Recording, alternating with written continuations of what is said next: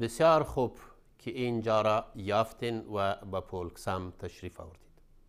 اگر به اداره فولکسم تلفن کنید ما می توانیم در مورد بیمه های مختلف به زبان دری با شما مفت و رایگان کمک کنیم.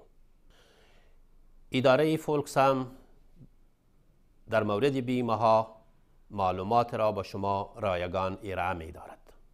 معلومات در مورد بیمه برای شما و خانواده شما اهمیت بسزایی دارد.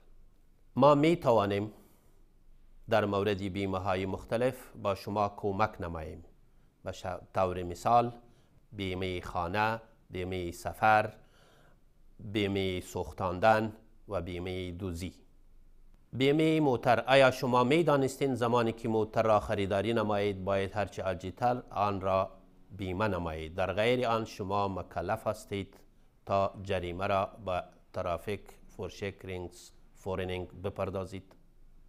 بیمه خانواده زمانی برای شما ارزش دارد که شما و یا یکی از اعضای خانواده شما دچار کدام حادثه و یا مریضی شوند.